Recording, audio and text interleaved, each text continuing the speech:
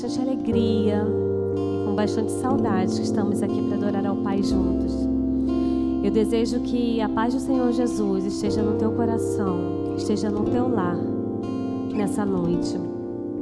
E que você seja inundado pela presença dEle onde você estiver. Que você reúna nesse momento a sua família para adorar junto ao Pai. Nós estamos comemorando a Páscoa, a ressurreição de Jesus. Então temos motivos de sobra para abrir o nosso coração e agradecer a Ele por todo aquele sacrifício. Aquele sacrifício que foi por mim, foi por você. E não foi um sacrifício qualquer, foi um sacrifício de amor.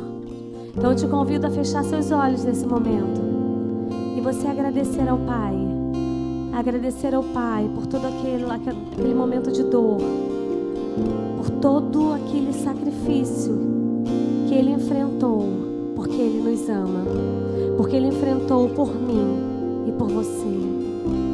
Pai, nosso coração se alegra nessa noite, porque nós estamos diante de Ti e a gente não precisa estar em quatro paredes, Pai, para estar adorando o Teu nome, para sentir a Tua presença, porque a igreja somos nós, Pai. Por isso receba a nossa adoração, receba, Senhor, a nossa gratidão, porque o Senhor nos ama, mesmo sendo falho e pecador como somos, Pai. Então receba a nossa adoração, Senhor, nessa noite, Pai.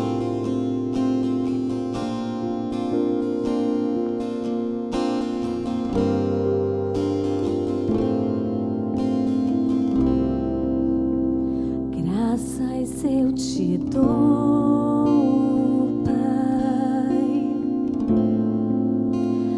pelo preço que pagou, sacrifício de amor que me comprou, ungido do Senhor, pelos cravos em tuas mãos.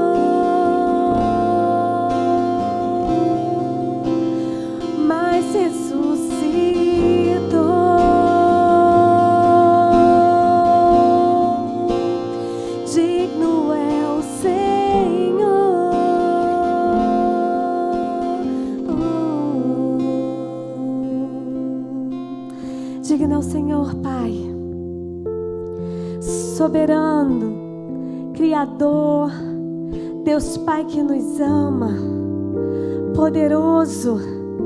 Lindo é o seu nome, Jesus.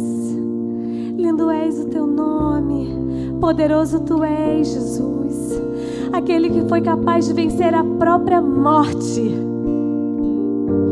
É o nosso Jesus, é a nossa esperança, é o nosso Redentor. Por isso iremos exaltar o teu nome, Pai.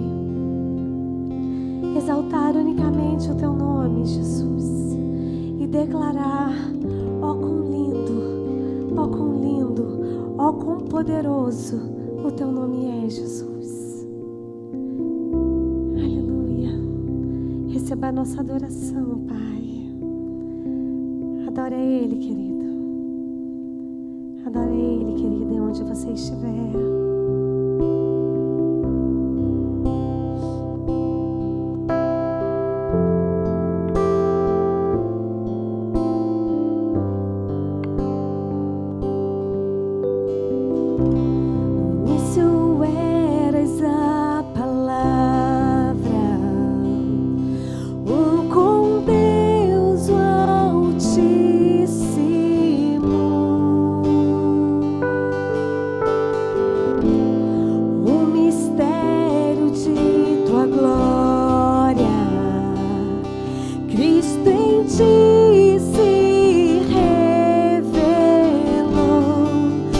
Oh, quão lindo esse nome é.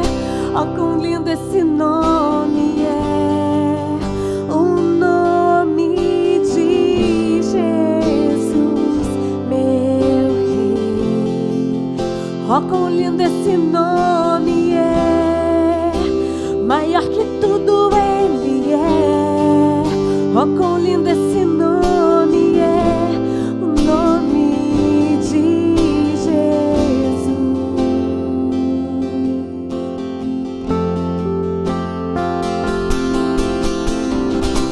deixou o céu para buscar-nos,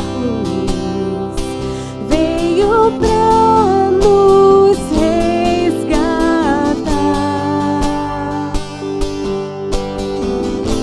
Amor maior que o meu pecado, nada vai nos separar. Oh, quão maravilhoso é. Oh, quão maravilhoso é o nome de Jesus, meu Rei. Oh, quão maravilhoso é, maior que tudo Ele é. Oh, quão maravilhoso é o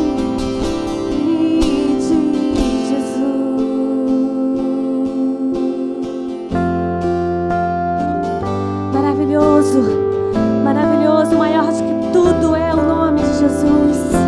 E é por isso que nós vamos declarar que a morte venceste, o véu rompeste, a tumba vazia agora está. Declare isso.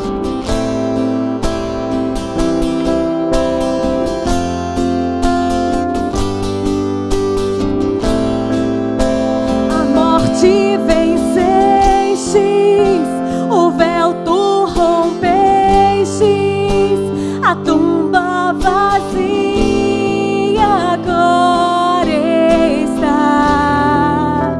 O céu te adora, proclama tua glória, pois ressuscitaste, vivo estás. És invencível, inigualável,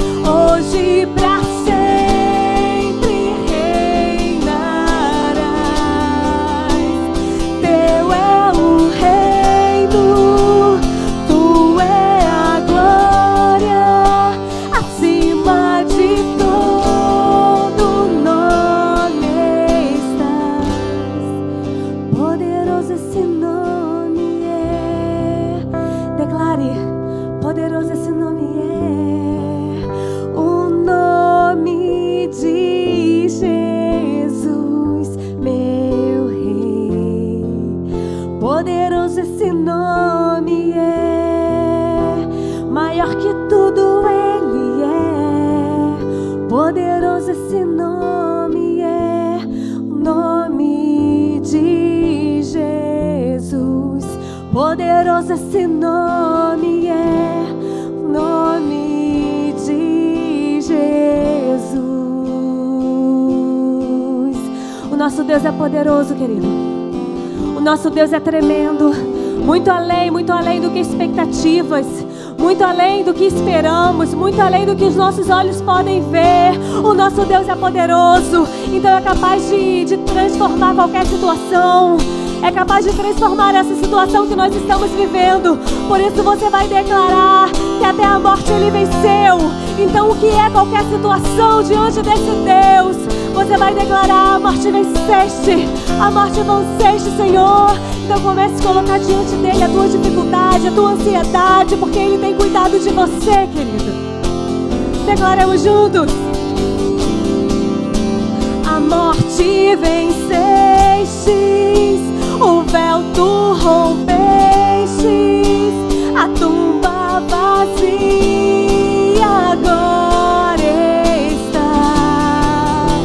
O céu te adora, proclama tua glória, pois ressuscitaste e vive estás. Declare: és invencível, inigualável, hoje pra sempre reinarás. Teu é o reino, tu é a glória, acima de todo nome estás.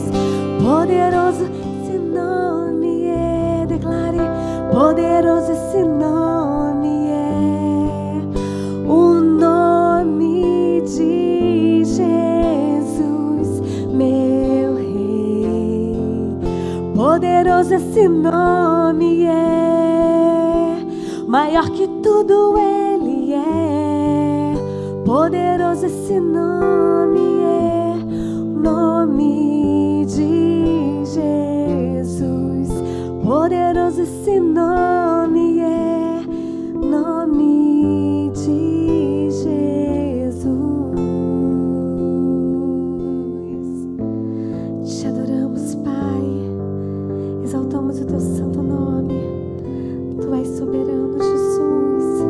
Venha ministrar, Senhor, as nossas vidas nesse momento através da tua palavra, Jesus. Fale, Jesus, fale conosco. Fale conosco, Pai, porque precisamos ouvir a tua voz, Jesus.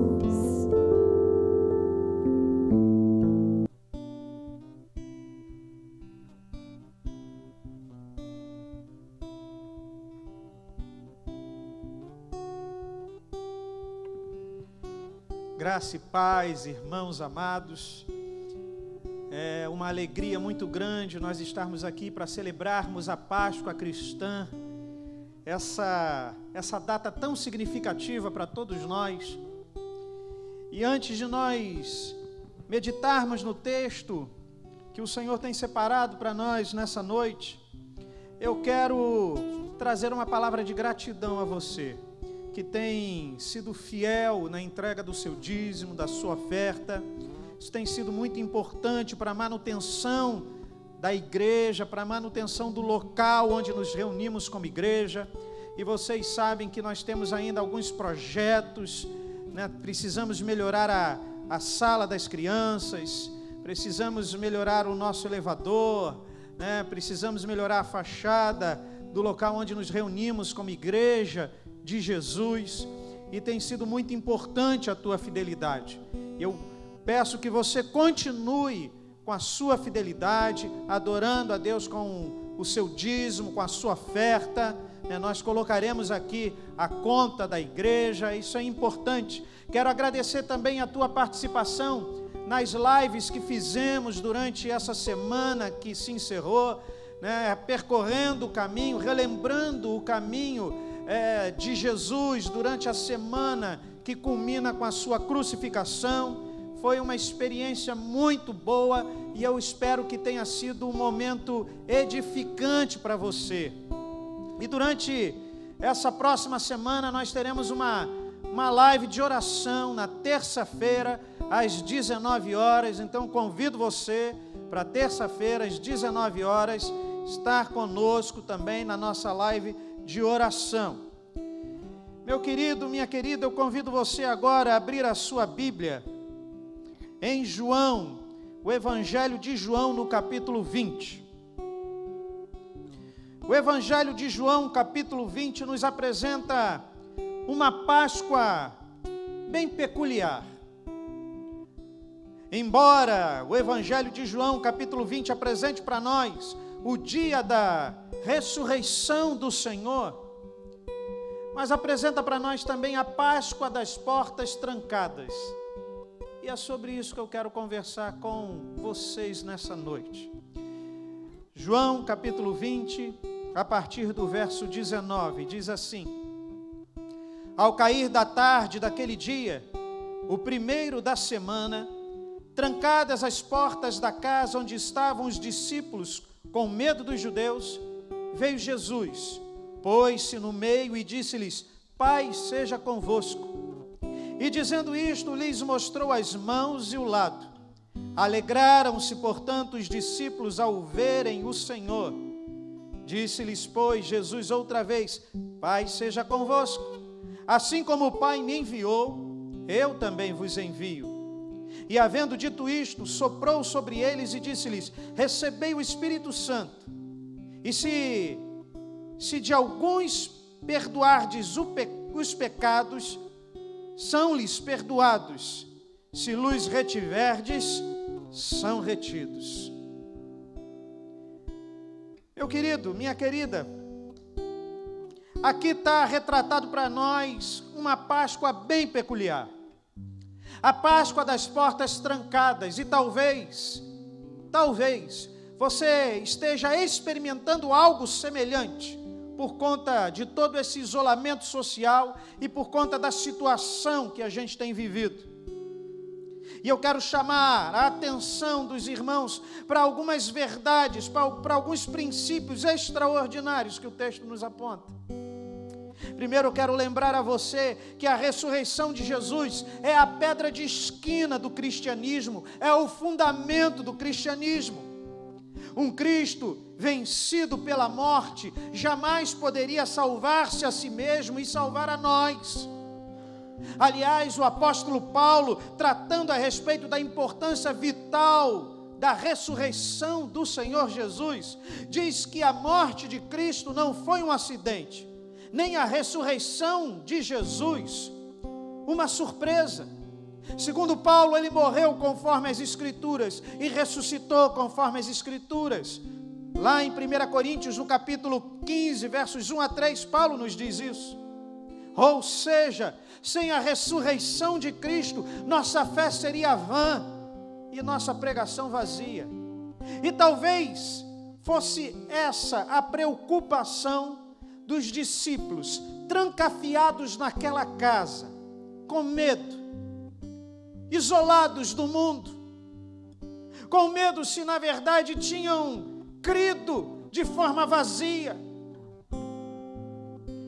Quando vamos no Evangelho de Marcos, no capítulo 16, verso 18, nós vemos que algumas mulheres haviam comprado aromas para irem embalsamar o corpo de Jesus no sepulcro.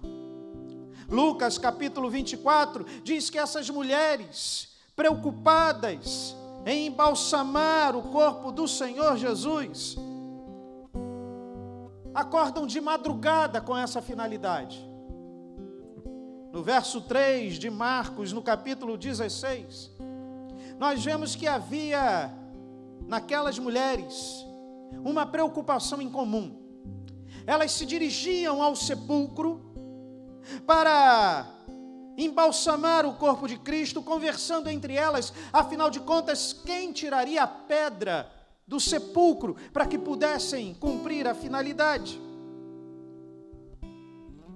E é interessante que Jesus já havia ressuscitado, e quando elas chegam ao sepulcro, percebem que a pedra havia sido removida. Jesus ressuscita no domingo pela manhã e aparece aos discípulos pela primeira vez ao cair da tarde do mesmo dia. E quando ele se revela, ele revela também a nós que enquanto, como aquelas mulheres, nos preocupamos, temos a nossa preocupação focada nas questões exteriores, nas pedras exteriores, nós vamos nos mantendo cada vez mais incapazes de perceber as pedras que são inclusive mais difíceis de serem removidas por estarem no nosso interior, por estarem dentro de nós. O texto que nós lemos nos mostra que aqueles discípulos estavam trancafiados, as portas estavam trancadas, existiam pedras, verdadeiras pedras trancando as portas daquele local, pedras que não eram externas, mas pedras que eram internas, pedras que existiam dentro do coração daquele povo. E é impressionante como nós conseguimos, rapidamente focar a nossa vida em retirar as pedras externas que estão no nosso caminho, e como nós somos incapazes de enxergar as pedras internas que existem dentro do nosso coração. E é por isso que ficamos, às vezes, tremendamente ansiosos com as lutas do dia a dia, ansiosos com as batalhas da vida, pois conseguimos enxergar as pedras que estão adiante de nós, no nosso caminho, mas não conseguimos enxergar as pedras que vão se formando dentro de nós. E é por isso que temos às vezes um olhar extremamente crítico, porque somos capazes de enxergar muito bem aquilo que está diante de nós, as pedras adiante de nós, mas temos dificuldade de olhar para dentro de nós e enxergar aquilo que se forma como verdadeira pedra que tranca, que fecha as portas da nossa vida, da nossa existência, tranca as portas do nosso coração. Mas o texto, sem dúvida alguma, nos leva a uma pergunta: afinal de contas, que pedras são essas? E à medida que o texto vai nos levando a essa pergunta, o texto também vai respondendo a essa pergunta. Lá no verso 19, o texto deixa claro que a primeira pedra que nós encontramos aqui agindo no coração daqueles discípulos que estavam passando aquela Páscoa, tão trancafiados naquela casa, era a pedra do medo. Trancadas as portas da casa onde estavam os discípulos com medo dos judeus.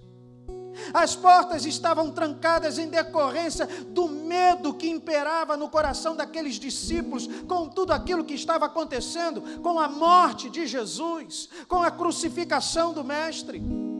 E o problema é que o mesmo medo, às vezes, visita as nossas vidas.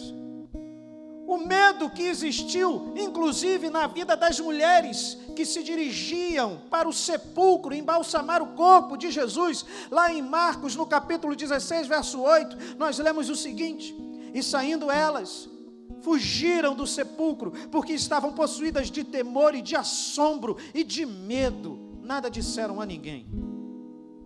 E é extraordinário a gente perceber que antes do Pentecostes, antes da descida do Espírito Santo, os discípulos estavam escondidos atrás das portas, trancadas por causa do medo dos judeus.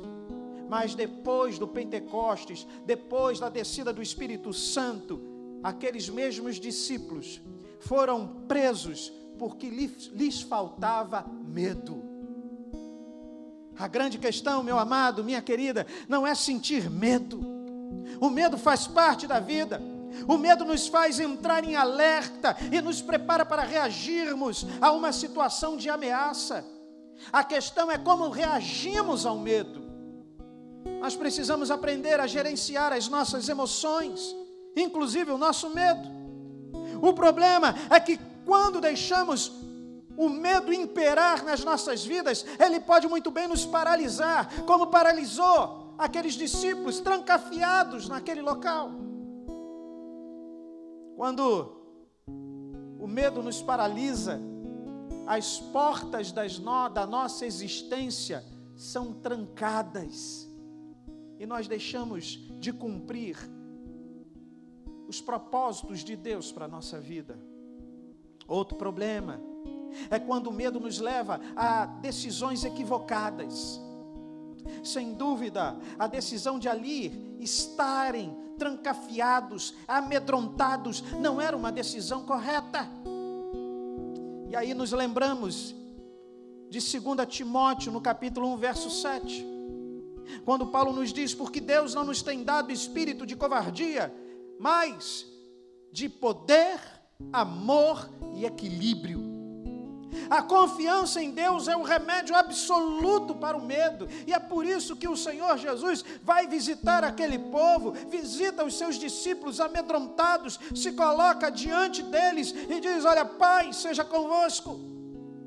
Quando nós tivermos aprendido a confiar em Deus, não mais teremos medo das coisas que temos que enfrentar. O Salmo 5, verso 11 diz o seguinte: mas alegrem-se todos os que confiam em ti, exultem eternamente, porquanto tu os defendes. Sim, gloriem-se em ti os que amam o teu nome. E Jesus, em sua onisciência, agora glorificado, o Jesus ressurreto, se coloca diante daquele povo para remover a pedra que eles não percebiam em seus corações. E a primeira pedra que o Senhor remove, além de remover a própria pedra que selava o seu sepulcro, é a pedra do medo. E dessa mesma forma o Senhor pode remover a pedra do medo em seu coração. Talvez você esteja amedrontado diante de tudo o que você tem visto e ouvido através da mídia. Talvez você esteja sem esperança, desestimulado, mas, meu amado, Jesus ressuscitou, Ele vive, e assim como Ele se coloca lá naquele espaço onde os seus discípulos estavam reunidos, Ele está aí na tua casa, meu querido, minha querida, pronto a remover o medo, a pedra do medo do seu coração. Mas o texto continua e nos mostra que também existia uma outra pedra que deveria ser removida. Ainda no verso 19, o Senhor Jesus aparece para aquele povo e diz: olha, paz seja convosco. E nós percebemos que uma outra pedra que precisou ser removida do coração daquele povo era a pedra da falta de paz. Os discípulos não estavam apenas com medo, eles estavam perturbados, eles estavam inquietos, eles estavam desassossegados. O coração deles era um turbilhão de dúvidas, de incertezas, de culpa. A paz, só que o problema é que a paz que as pessoas geralmente imaginam é aquela sensação que produz calma, tranquilidade, um certo bem-estar ou algum tipo de contentamento no dia a dia. O problema, meu amado, minha querida, é que essa paz, esse tipo de paz, pode ter diversas origens. O uso de algumas substâncias, inclusive, podem fornecer a sensação de calma, de autocontrole. O uso de medicamentos, alguns dos mais vendidos hoje, exatamente porque falta a paz no coração das pessoas.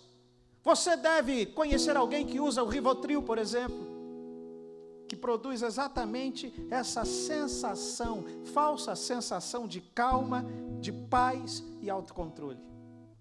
A paz que as Escrituras apresentam para a gente é de um tipo diferente. É a paz gerada pela força e o consolo absolutos do Espírito Santo de Deus operando em nosso coração. É a paz que excede o entendimento humano. É a paz que vem sobre as nossas vidas, mesmo em momento de desesperança humana. É a paz que, em meio às dificuldades, está sobre a nossa vida em Cristo. E o próprio Cristo deixa claro que a paz, essa paz, que é proveniente dele, é completamente diferente. Lá em João, no capítulo 14, verso 27, nós lemos o Senhor Jesus dizendo: olha, deixo-vos a paz, a minha paz vos dou. Não vou lá dou como a dá o mundo. Não se turbe o vosso coração, nem se atemorize. John MacArthur, sobre esse texto de João 14, verso 27, nos aponta 4 características a respeito da paz que Cristo dá. Olha que extraordinário. Primeiro, ele aponta para a natureza dessa paz. Essa não é a paz que produtos químicos ou medicações podem fornecer. O Senhor diz: deixo-vos a paz. A natureza dessa paz não é uma natureza medicamentosa. A natureza dessa paz é uma natureza sublime. Vem daquele que venceu a morte. E se ele venceu a morte, você pode vencer toda a falta de paz. Meu amado, John MacArthur apresenta outra característica, que é a fonte da paz. A fonte, meu amado, não vem da farmacologia, mas a fonte vem do Senhor. A minha paz vos dou. É a paz do Senhor que Ele apresenta a você. O Senhor hoje apresenta a você essa paz, a paz que provém dEle, a paz que excede o entendimento humano, conforme Paulo nos diz. A paz capaz de existir em nós em tempos difíceis, em tempos de isolamento social. Mas John MacArthur ainda nos apresenta uma terceira característica: o contraste dessa paz. Quando o Senhor Jesus diz: não vou lá dou, como a dá o mundo.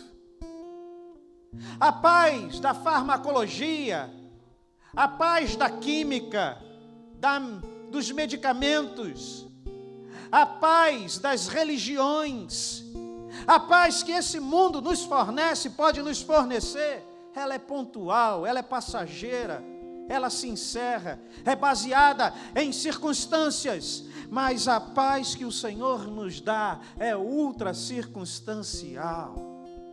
A paz que o Senhor nos dá tem um nome: Jesus Cristo, aquele que ressuscitou e venceu a morte. Mas ainda há uma última característica que MacArthur apresenta para nós a respeito dessa paz: é a perseverança que essa paz produz. Não se turbe o vosso coração, nem tenham medo. Essa paz nos faz perseverar, essa paz nos mantém em pé em tempos de crise, essa paz mantém um sorriso estampado em nosso rosto em meio a dias difíceis e agonizantes. Essa é a paz que o Senhor nos fornece, que o Senhor nos oferece em Cristo Jesus. A paz de Cristo é a alegria inefável no meio da luta, é a proteção sobrenatural na fornalha, é a proteção segura na cova dos leões, é a coragem inabalável no vale da morte. Essa é a paz que o Senhor nos oferece nessa noite. A paz de Cristo é a paz que defende nosso coração e nossa mente de toda invasão de ansiedade, de medo, de angústia. É a paz que nos guarda. Um teólogo chamado Werner de Boer diz que essa paz, como revela toda a história da paixão, é uma paz completa em meio às piores aflições e na mais externa escuridão dos suplícios. Essa é a paz que o Senhor oferece àquele povo, banhado em medo, em desesperança, trancafiados em seus lares. Essa é a paz que o Senhor te oferece, meu querido, minha querida, nessa noite. Mas ainda existia uma outra pedra. No verso 21, nós vemos ainda mais uma pedra que deveria ser removida, e foi removida pelo Senhor. A pedra da falta de propósito. Talvez, meu querido, você esteja em casa, minha querida, e tenha perdido a desesperança na vida e no propósito da vida.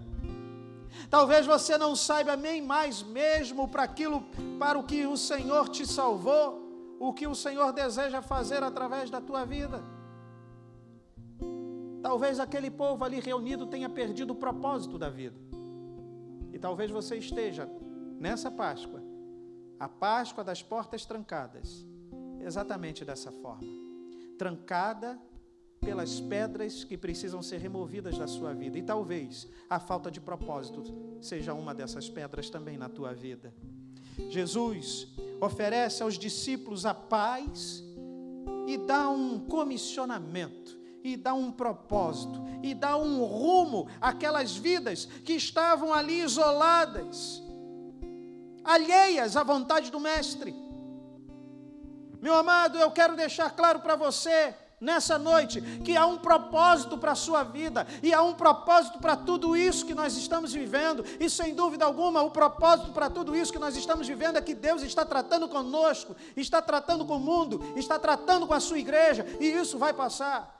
Permita-se então ser tratado pelo Senhor durante esse tempo, porque Ele tem um propósito com a sua existência, tem um propósito com a sua vida, tem um propósito com os talentos que Ele lhe deu, tem um propósito com os dons que Ele lhe deu, tem um propósito com a sua casa, meu querido, minha querida. O Senhor oferece aos discípulos um propósito, e Ele diz lá no verso 21, assim como o Pai me enviou, eu também vos envio. E quem fala isso, meu amado, minha querida, é o Jesus ressurreto. É aquele que havia vencido a morte.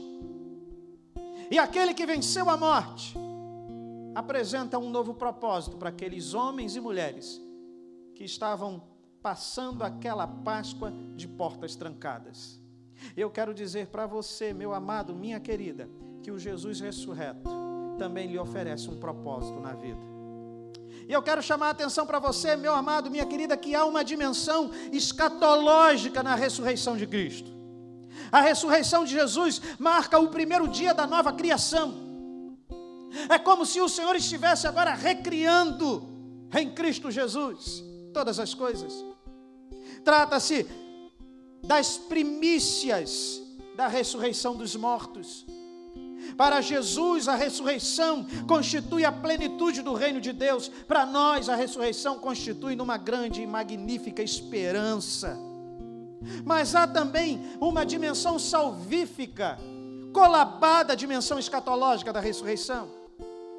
E a dimensão salvífica diz para nós que o novo homem e a nova mulher começam a existir agora. Você é uma nova criatura em Cristo Jesus agora. E você vive, meu amado, minha querida, todas as dimensões dessa nova criação, todos os benefícios dessa nova criação agora, nesse momento. Só que a ressurreição nos aponta um caminho. A ressurreição nos aponta um assim como Jesus disse, assim como o Pai me enviou. A ressurreição, meu amado, nos aponta exatamente para esse momento, onde o Senhor apresenta ali uma condição para nós, o assim como existe para mim e para você. E o caminho que a ressurreição nos aponta é o caminho da cruz, mas não a cruz pela cruz, a cruz em conexão com toda a vida vivida por Jesus Cristo. A cruz que nos aponta para uma vida que o Senhor Jesus viveu em amor e serviço a Deus e ao próximo. É dessa forma que Jesus diz, assim como o Pai me enviou, eu vos envio a vós. Meu amado, é nesse amor-serviço, é nessa condição da vida, como o Senhor nos ensinou que ela deve ser vivida, na vida que vence o medo, na vida que vence a desesperança, na vida que vence a morte, vence o cheiro de morte, vence tudo aquilo que está ligado à morte, e vivem conforme os passos do Senhor Jesus. Parece, meu amado, que João entendeu muito bem o que o Senhor Jesus queria dizer. João vai dizer lá na sua primeira carta, no capítulo 2, versos 5 e 6, o seguinte: e nisto sabemos que estamos nele. Aquele que diz estar nele, também deve andar como ele andou. Jesus então apresenta esse comissionamento, esse propósito. Olha, ande como eu andei, vivam como eu vivi, ame como eu amei, sirvam como eu servi, adore como eu adorei. Não se deixem vencer pelo medo. É como se o Senhor dissesse àqueles homens e mulheres: não se deixem vencer pelo medo ou pela falta de propósito. Há um propósito na vida, e assim como eu ressuscitei, vocês podem ressuscitar novas criaturas em Cristo, vencendo o que precisa ser vencido, para assumir a vida de Jesus. Jesus estava ali querendo dizer: olha, eu morri a morte de vocês, para que vocês vivam a minha vida. E a vida que a gente assume agora em Cristo Jesus não é uma vida embarreirada pelo medo, pela desesperança, pela falta de propósito, muito pelo contrário, é uma vida potencializada no que Deus tem para nós, em propósitos profundos, e potencializada no poder do Espírito Santo. E essa é a próxima e última pedra que o Senhor retira, que mantinha aquele povo trancafiado naquele lugar. Era a pedra da falta de poder. O Senhor Jesus comissiona aquele povo, e diz o texto lá no verso 22, e havendo dito isto, e havendo comissionado, e havendo dado um novo propósito, havendo dado um novo rumo para a vida daqueles homens e mulheres, soprou sobre eles e disse-lhes: recebei o Espírito Santo.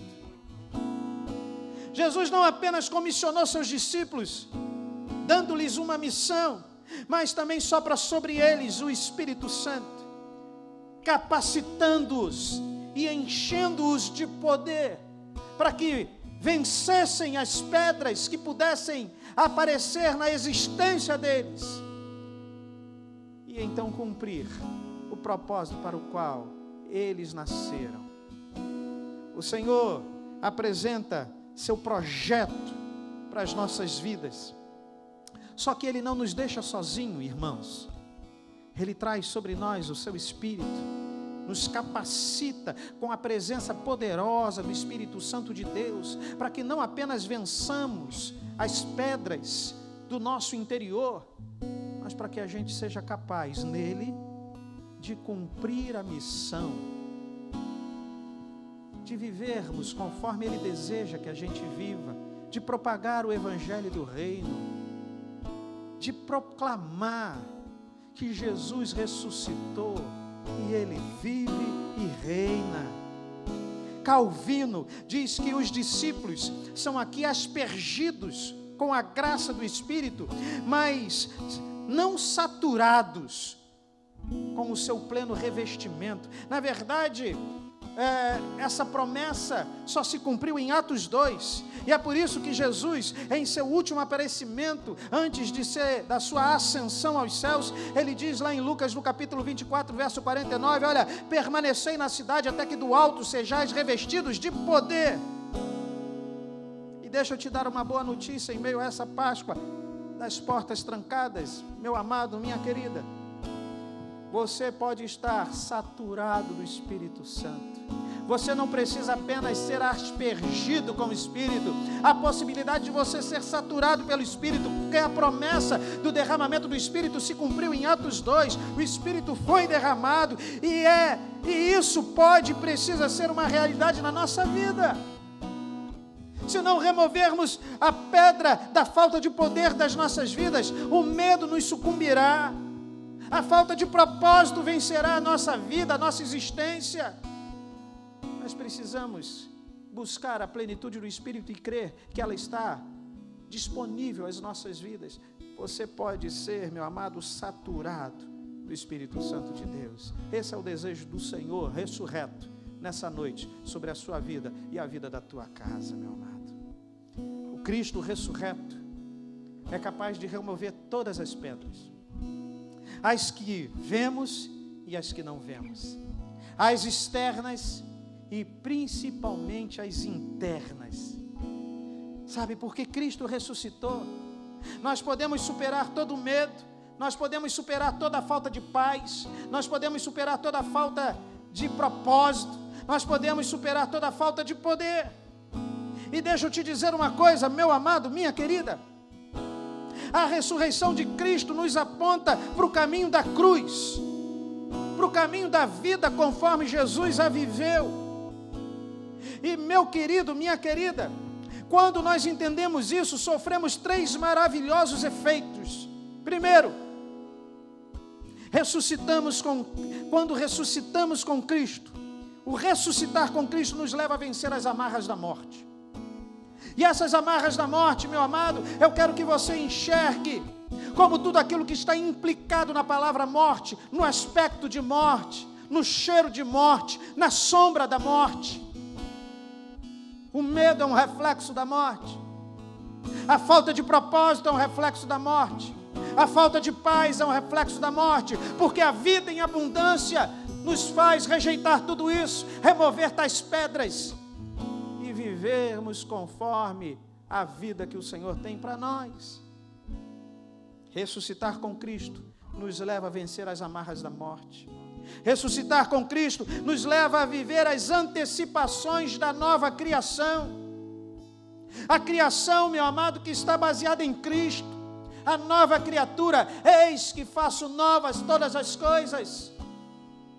E hoje, meu amado, minha querida, eu quero dizer para você que o Cristo ressurreto propõe para você novas todas as coisas. Se você tem sido trancafiado em sua existência pelo medo, pela falta de paz, pela falta de propósito, pela falta de poder, o Senhor propõe a você, meu amado, minha querida, que você viva na antecipação da nova criação em Cristo Jesus.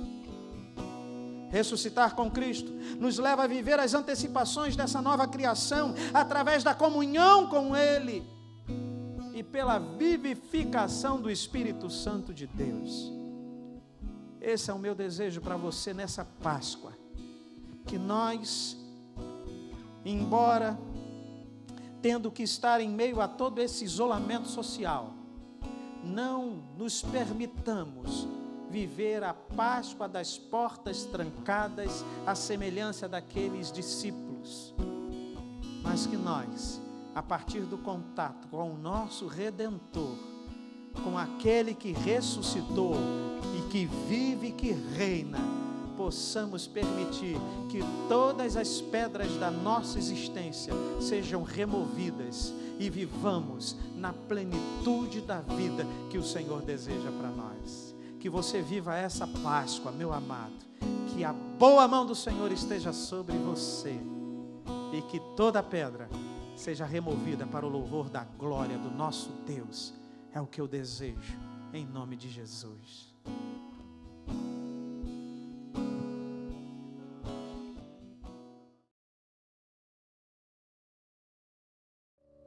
Meu irmão, minha irmã, eu convido você a participar agora da mesa do Senhor.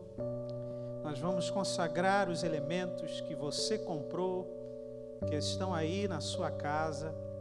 E se você comprou a uva, quem deve participar deste momento? Meu querido, minha querida. Se você é batizado numa igreja evangélica e está em comunhão com a sua igreja, então você deve participar deste momento. Mas se tem alguém na sua casa, ou você pode chamar também as crianças na sua casa e participar, essas pessoas participarão da uva, tá bom? Nós vamos consagrar aqui o cálice, o pão, mas a uva tem uma simbologia de alegria na palavra. E é uma alegria que ainda que as crianças, ainda que alguém na sua casa não tenha sido batizado, possa participar de alguma forma deste momento tão significativo para nós. E esse também é o momento para você que ainda não foi batizado, entender que o Senhor tem um propósito com a sua vida, e você pedir o seu batismo, desejar ser batizado, para que assim que tudo isso passar, nós possamos juntos aqui celebrarmos ao Senhor, batizando você. Mas se você então quiser trazer, se você comprou as uvas, chame as crianças, chame aquele que também não foi batizado ainda, para que possa participar neste momento. Nós vamos aqui consagrar o pão, consagrar o cálice, mas eu quero ler ainda com você 1 aos Coríntios, no capítulo 11, a partir do verso 23, nós lemos o seguinte: porque eu recebi do Senhor o que também vos entreguei, que o Senhor Jesus, na noite em que foi traído, tomou o pão, e tendo dado graças, o partiu e disse: isto é o meu corpo que é dado por vós, fazei isto em memória de mim. Por semelhante modo, depois de haver ceado, tomou também o cálice, dizendo: este cálice é a nova aliança no meu sangue. Fazei isto todas as vezes que o beberdes em memória de mim. Porque todas as vezes que comerdes este pão e beberdes o cálice, anunciais a morte do Senhor até que ele venha. Por isso, aquele que comer o pão ou beber o cálice do Senhor indignamente, será réu do corpo e do sangue do Senhor. Examine-se, pois, o homem a si mesmo, e assim coma do pão e beba do cálice. Pois quem come e bebe sem discernir o corpo, come e bebe juízo para si. Eis a razão porque há entre vós muitos fracos e doentes, e não poucos que dormem. Porque se nos julgássemos a nós mesmos, não seríamos julgados. Mas quando julgamos, somos disciplinados pelo Senhor, para não sermos condenados com o mundo. Assim, pois, irmãos meus, quando vos reunis para comer, esperai uns pelos outros. E ainda que a geografia não nos permita estarmos juntos, estamos juntos nesse mesmo propósito de celebração ao Senhor. Então você pode, nesse momento, entregar a uva para os seus filhos, entregar a uva para alguém que ainda não tenha passado pelo batismo. Essa pessoa pode estar com a uva na mão, ainda não participar, mas estar com a uva na mão. E eu convido você a fechar os seus olhos. Nós vamos apresentar o pão e o cálice ao Senhor. Pai, nós consagramos esses elementos, e aqueles que estão nos lares, que nos veem agora, Pai, que participam conosco agora, nós pedimos que Tu consagres esses elementos para o louvor da Tua glória.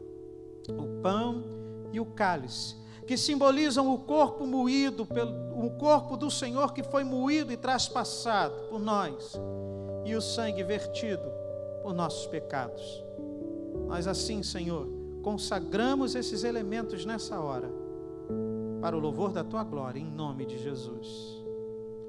Meu amado, a palavra nos dá alguns ensinamentos a respeito desse momento. É importante que você discirna o corpo, como a palavra que nós lemos. Discirna o corpo que foi moído e traspassado, Jesus ressurreto. Discirna o corpo místico, a igreja de Cristo, que somos nós. É importante, meu amado, que você entenda que nesse momento nós somos convidados pelo Senhor para olharmos 4 direções. Primeiro, diante da mesa do Senhor, diante da ceia do Senhor, nós precisamos olhar para o passado. Lá no verso 26, porque todas as vezes que comerdes este pão e beberdes o cálice, anunciais a morte do Senhor. É um convite a você olhar o passado, lembrar do sacrifício de Cristo, lembrar que o Senhor Jesus passou pela cruz, morreu, mas ressuscitou no 3º dia. Mas é um convite também para nós olharmos ao futuro. Ainda no verso 26 diz: até que Ele venha. E nós, ao olharmos para o futuro, lembrarmos que há uma esperança viva. Aquele que morreu e ressuscitou voltará para buscar a sua igreja. Diante da ceia do Senhor, nós precisamos também olhar para dentro. O verso 28 nos ensina e nos convida a fazermos uma autoanálise, um autojulgamento. Para percebermos então se nós estamos discernindo de fato o corpo nesse momento. E ainda devemos olhar ao nosso redor. O verso 32, 33 nos ensina que devemos olhar para o nosso redor e lembrar dos nossos irmãos. Nós estamos em comunhão. E ainda que não geograficamente, mas nós estamos em comunhão com o Senhor e em comunhão uns com os outros. Então, meu amado, como a palavra nos ensina, na noite em que o Senhor Jesus foi traído, Ele toma do pão, o parte, dá graças e diz: este é o meu corpo que é dado por vós, comei todos.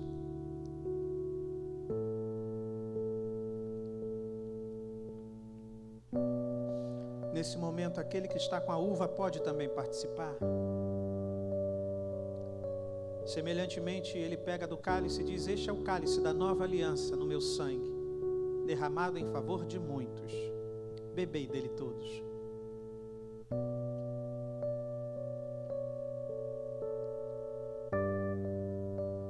Senhor, nós somos gratos. Gratos porque ainda em momento difícil, em momento de isolamento social, nós podemos participar da Tua mesa. Podemos, Senhor, celebrar a ceia do Senhor e termos a nossa comunhão contigo e uns com os outros fortalecida para o louvor da Tua glória. Pai amado, eu peço que Tu possas estender a Tua boa mão sobre cada um dos seus que nos assiste agora e que celebra neste momento a ceia que para nós é tão importante. Abençoa a todos nós, que o Cristo ressurreto de fato possa ser percebido e experimentado por cada um de nós. Aquele que ainda não pediu o batismo, sinta-se constrangido pelo Teu Espírito para pedir o batismo. Aquele que participou do pão e do cálice, possa nessa noite ser fortalecido para o louvor da Tua glória. É o que eu te peço, em nome de Jesus. Que Deus te abençoe, meu amado, minha querida. Que a graça do nosso Senhor e Salvador Jesus Cristo, o amor de Deus, nosso bendito Pai, a comunhão, as consolações e o poder do Espírito Santo de Deus sejam convosco, seja sobre a sua casa, desde agora e para todo sempre. Amém e amém.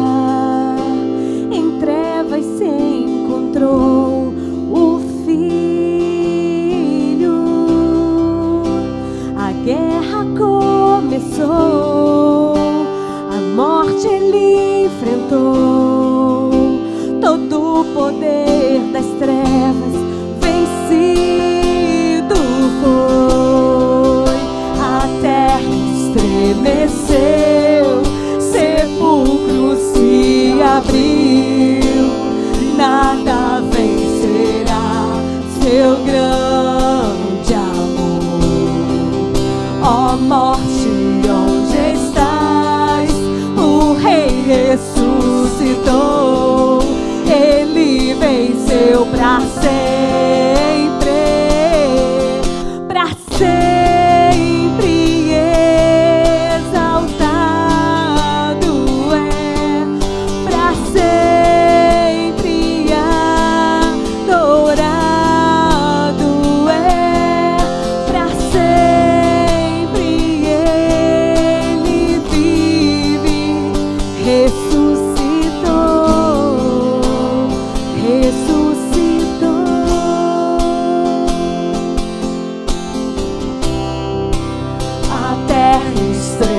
desceu, sepulcro se abriu, nada vencerá seu grande amor.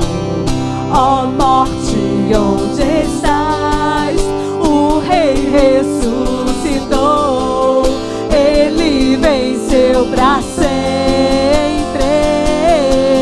pra sempre exaltado é, pra sempre adorado é, pra sempre Ele vive, ressuscitou, ressuscitou, pra sempre exaltado é, pra sempre adorado é, pra sempre Ele vive, ressuscitou, ressuscitou. Por isso você pode declarar nesse momento, que você declare e cantamos aleluia, cantamos aleluia, porque o nosso Redentor vive, o nosso Redentor vive, o nosso Salvador vive. Aleluia.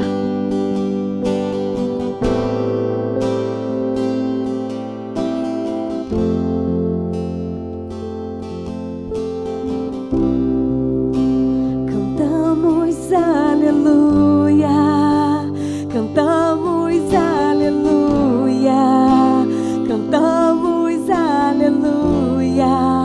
O Cordeiro venceu, cantamos aleluia, cantamos aleluia, cantamos aleluia.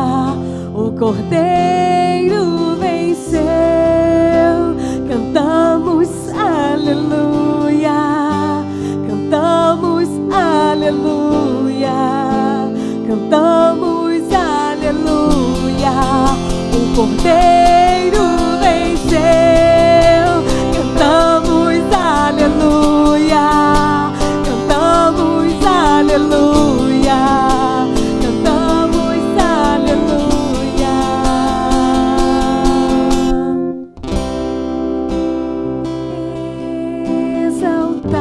Exaltado é pra sempre. Adore, adorado Ele é. Pra sempre Ele vive, ressuscitou, ressuscitou. Mais uma vez, declare. Pra sempre exaltado é, pra sempre adorado é, pra sempre Ele vive, ressuscitou, ressuscitou.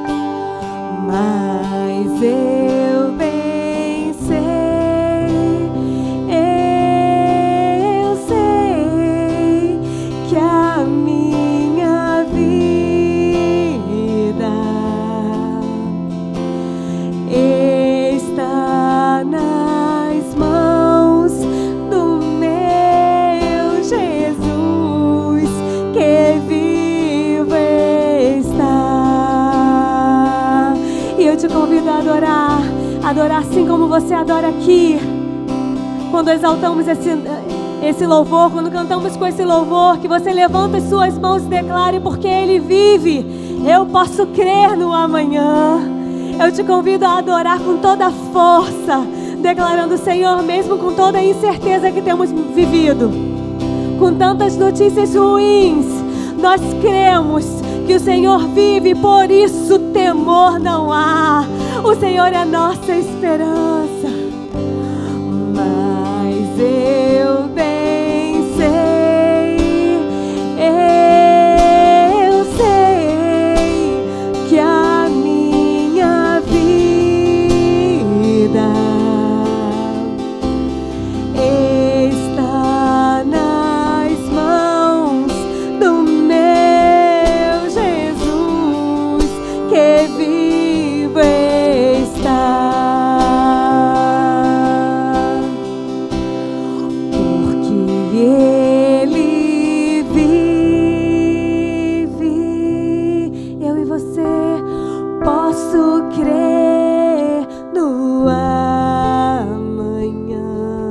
Podemos, porque Ele vive,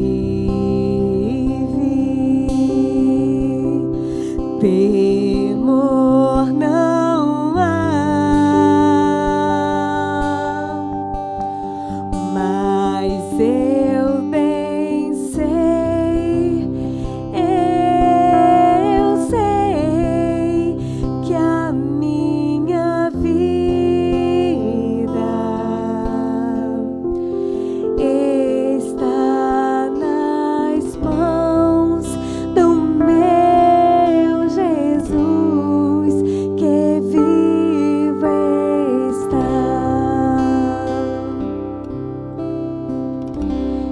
está nas mãos do meu Jesus.